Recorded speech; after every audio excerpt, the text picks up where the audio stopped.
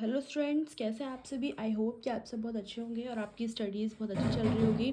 आप सभी बहुत मन लगा के अपनी स्टडीज़ को कंटिन्यू रख रहे होंगे। सो हम ये चैप्टर पढ़ रहे थे बायोमोलिक्यूल्स। तो इसका ये हमारा लास्ट टॉपिक रह गया है एंजाइम, तो हम इसको आज कवर करते हैं। तो चलिए फिर इसी के साथ शुरू करते हैं।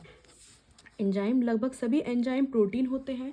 कुछ न्यूक्लिक अम्ल एंजाइम की तरह व्यवहार करते हैं जिन्हें राइबोजाइम्स कहते हैं। किसी भी एंजाइम को रेखीय चित्र द्वारा चित्रित कर सकते हैं। एक एंजाइम में भी प्रोटीन की तरह प्राथमिक संरचना मिलती है जो अमीनो अम्ल की श्रृंखला से बना होता है। प्रोटीन की तरह एंजाइम में भी द्वितीयक व तृतीयक संरचना मिलती है। जब आप तृतीयक संरचना को देखेंगे तो ध्यान देंगे कि प्रोटीन श्रृंखला का प्रमुख भाग अपने ऊपर स्वयं कुंडलित होता है और श्रृंखला स्वयं आड़ी तिरछी स्थित होती है। इससे बहुत सी दरार या थैलियाँ बन जाती हैं। इस प्रकार की थैली को सक्रिय स्थल कहते हैं। एंजाइम का सक्रिय स्थल वे दरार या थैली हैं जिनमें क्रियाधार आकर व्यवस्थित होते हैं। इस प्रकार एंजाइम सक्रिय स्थल द्वारा अभिक्रियाओं को तेज गति से उत्प्रेरित करता है।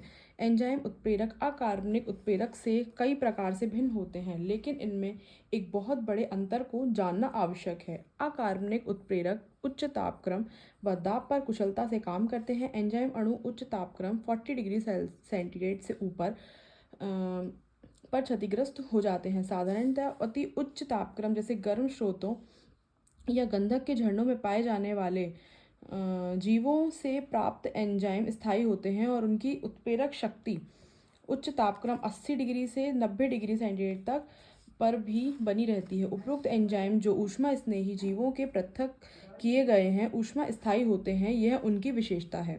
रासायनिक अभिक्रियाएं, एंजाइम्स क्या होते हैं इससे पहले यह समझ लेना आवश्यक है कि रासायनिक अभिक्रिया क्या होती है। रासायनिक यौगिकों में दो तरह के परिवर्तन होते हैं। पहला भौतिक परिवर्तन जिसमें बिना बंध के टूटे हुए यौगिक के आकार में परिवर्तन होता है।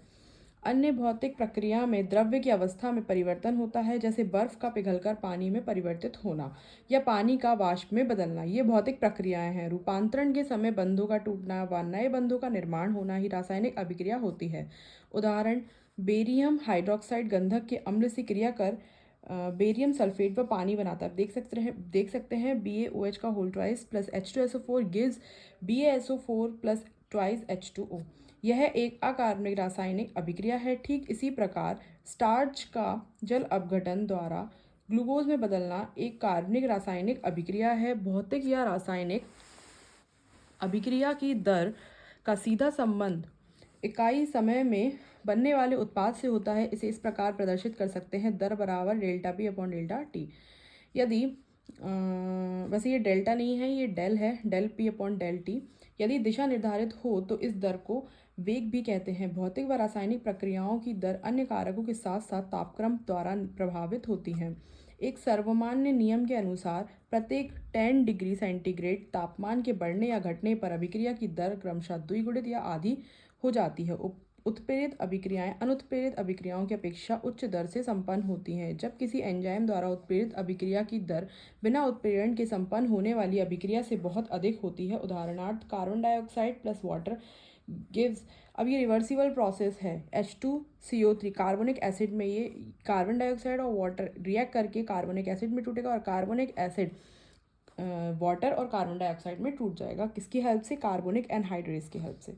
यह अभिक्रिया बहुत मंद गति से होती है जिसमें 1 घंटे में कार्बनिक अम्ल के 200 अणुओं का निर्माण होता है। लेकिन उपरोक्त अभिक्रिया कोशिका द्रव्य में उपस्थित एंजाइम कार्बोनिक एनहाइड्रेस की उपस्थिति में तीव्र गति से संपन्न होती है, जिसके कार्बोनिक अम्ल के कितने 6 लाख अणु प्रति सेकंड बनते हैं। एंजाइम ने इस क्रिया की दर को 10 लाख गुना बढ़ा दिया। एंजाइम की यह शक्ति वास्तव में अविश्वसनीय लगती है। हजारों प्रकार के एंजाइम होते हैं जो विशेष प्रकार की रासायनिक व उपापचयी अभिक्रियाओं को उत्प्रेरित करते हैं। बहुचरणीय रासायनिक अभिक्रियाओं में जहां प्रत्येक चरण एक ही जटिल एंजाइम या विभिन्न प्रकार के एंजाइम से उत्प्रेरित होती है तो उन्हें उपापचयी पथ कहते हैं। जैसे उदाहरण, ग्लूकोज गिव्स 2 पायरुविक अम्ल। देख सकते हैं आप, ये ग्लूकोज प्लस ऑक्सीजन गिव्स, ये आपको मिल रहे हैं मॉलिक्यूल्स। ग्लूकोज से पायरुविक अम्ल का निर्माण एक रासायनिक पथ द्वारा होता है जिसमें 10 विभिन्न प्रकार के एंजाइम उपापचयी अभिक्रिया को उत्प्रेरित करते हैं। आप अध्याय 14 में उपरोक्त अभिक्रियाओं के बारे में अध्ययन करेंगे। इस अवस्था में आपको जान लेना चाहिए कि एक ही उपापचयी पद एक या दो अतिरिक्त अभिक्रियाओं के द्वारा विभिन्न प्रकार के उपापचयी उत्पाद बनाते हैं। हमारी कंकाली पेशियों में अनॉक्सी स्थिति में लैक्टिक अम्ल का निर्माण होता है, जबकि सामान्य ऑक्सी स्थिति में पायरुविक अम्ल का निर्माण होता है। खमीर में किण्वन के दौरान उपरोक्त पद द्वारा इथेनॉल एल्कोहल का निर्माण होता है। विभिन्न दिशाओं में विभिन्न प्रकार के उत्पाद का निर्माण संभव है।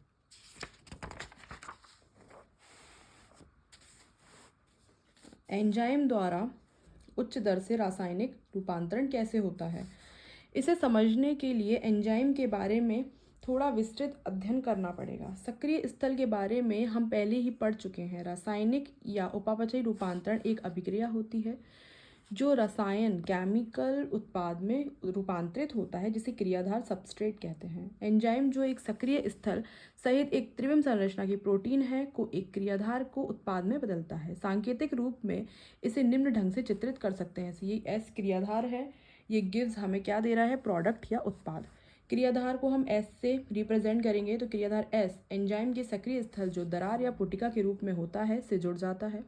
क्रियाधार सक्रिय स्थल की ओर जाते हैं। इस प्रकार आवश्यक एंजाइम क्रियाधार सम्मिश्र ES का अविकल्पीय निर्माण होता है। ES यहाँ पे अभी बताया जाएगा आगे क्या है ES वैसे ये है एंजाइम क्रियाधार जटिल। एंजाइम क्रियाधार जटिल को हमने ES बोला है यहाँ पे। E एंजाइम को प्रदर्शित करता है। इस समूह का निर्माण एक अकाल्पनिक घटना है। क्रियाधार एंजाइम के सक्रिय स्थल से जुड़ने की अवस्था में क्रियाधार की नई संरचना का निर्माण होता है, जिसे संक्रमण अवस्था संरचना कहते हैं। इसके बाद शीघ्र ही प्रत्याशित बंध के टूटने या बनने के उपरांत सक्रिय स्थल से उत्पाद अवमुक्त होता है। दूसरे शब्दों में क्रियाधार की संरचना उत्पाद की संरचना में रूपांतरित हो जाती है। रूपांतरण का यह पथ तथा कथित संक्रमण अवस्था के द्वारा होता है। स्थायी क्रियाधार व उत्पाद के बीच में बहुत सारी रूपांतरित संरचनात्मक अवस्था हो सकती है। इस कथन का आशय है कि बनने वाली सभी मध्यवर्ती संरचनात्मक अवस्था अस्थायी होती है। स्थायित्व का संबंध अणु की ऊर्जा अवस्था या संरचना से जुड़ा होता है। यदि इसे चित्रात्मक लेखाचित्र के रूप में प्रदर्शित किया जाए तो ये चित्र 9.6 में दिखाया है। y अक्ष अंतर्निहित ऊर्जा अंश को व्यक्त करता है। x अक्ष संरचनात्मक रूपांतरण की या वह अवस्था जिसका निर्माण मध्यवर्ती संरचना द्वारा होता है की प्रगति को व्यक्त करता है। दो चीज़ें ध्यान देने योग्य हैं। क्रियाधार S और उत्पाद P के बीच ऊर्जा स्तर में अंतर। यदि उत्पाद क्रियाधार से नीचे स्तर का है तो अभिक्रिया बाह्य ऊष्मीय होती है। इस अवस्था में उत्पाद निर्माण हेतु ऊर्जा आपूर्ति गर्म करने से की आवश्यकता नहीं होती। फिर भी चाहे यह बाह्य ऊष्मीय या स्वतः प्रवर्तित अभिक्रिया या अंतः ऊष्मीय या ऊर्जा आवश्यक अभिक्रिया हो, क्रियाधार को उच्च ऊर्जा अवस्था या संक्रमण अवस्था से गुजरना होता है। क्रियाधार व संक्रमण अवस्था के बीच औसत ऊर्जा के अंतर को सक्रियण ऊर्जा एक्टिवेशन एनर्जी कहते हैं।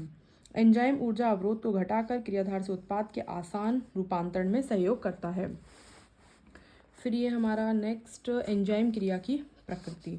प्रत्येक एंजाइम E के अणु में क्रियाधार बंध स्थल सबस्ट्रेट बाइंडिंग साइट मिलता है, जो क्रियाधार S से बंधकर सक्रिय एंजाइम क्रियाधार सम्मिश्र ES का निर्माण करता है। यह सम्मिश्र अल्प अवधि का होता है जो उत्पाद P एवं अपरिवर्तित एंजाइम में विघटित हो जाता है। इसके पूर्व मध्यावस्था के रूप में एंजाइम उत्पाद EP जटिल का निर्माण होता है। एंजाइम क्रियाधार जटिल ES का निर्माण उत्प्रेरण के लिए आवश्यक होता है। ये देखो एंजाइम प्लस क्रियाधार रिवर्सिबल प्रोसेस है। ये एंजाइम क्रियाधार जटिल क्या बना रहा है? एंजाइम उत्पाद जटिल। उसके बाद एंजाइम प्लस उत्पाद दोनों अलग अलग मिल रहे हैं हमें। एंजाइम क्रिया के उत्प्रेरक चक्र को निम्न चरणों में व्यक्त किया जा सकता है। ये जो इक्वेशन दिख रही है आपको, यही इसी को पॉइंट के रूप में यहाँ पे लिख दिया गया है। सर्वप्रथम क्रियाधार S सक्रिय स्थल में व्यवस्थित होकर एंजाइम के सक्रिय स्थल से बंध जाता है। बंधने वाला क्रियाधार एंजाइम के आकार में इस प्रकार बदलाव लाता है कि क्रियाधार एंजाइम से मजबूती से बंध जाता है। एंजाइम का सक्रिय स्थल अब क्रियाधार से काफ़ी समीप होता है, जिसके परिणाम स्वरूप क्रियाधार के रासायनिक बंध टूट जाते हैं और नए एंजाइम उत्पाद जटिल का निर्माण होता है। एंजाइम नवनिर्मित उत्पाद को अवमुक्त करता है व एंजाइम स्वतंत्र होकर क्रियाधार के दूसरे अणु से बनने के लिए तैयार हो जाता है। इस प्रकार पुनः उत्प्रेरक चक्र प्रारंभ हो जाता है। अब ये जो प्रभावित करने वाले कारक हैं एंजाइम्स को या उसके मैकेनिज्म को, ये हम नेक्स्ट वीडियो में कवर करेंगे। तो आप लोग प्लीज़ लाइक करने में बहुत ज़्यादा कंजूसी कर रहे हैं, सब्सक्राइब नहीं कर रहे हैं चैनल, आप व्यूज़ बढ़ा रहे हैं, आप देख रहे हैं केवल और बस बिना लाइक किए हुए आप लोग वीडियोस देख के चले जाते हैं। आप प्लीज़ लाइक कीजिए और कमेंट भी कीजिए अगर आपको कुछ समझ में नहीं आ रहा है या किसी पर्टिकुलर टॉपिक पर ये वीडियो बनानी है समझाते हुए, तो आप प्लीज़ कमेंट कीजिए। और फिर मिलते हैं इसी के साथ नेक्स्ट पार्ट में। Thank you students, take care, bye bye.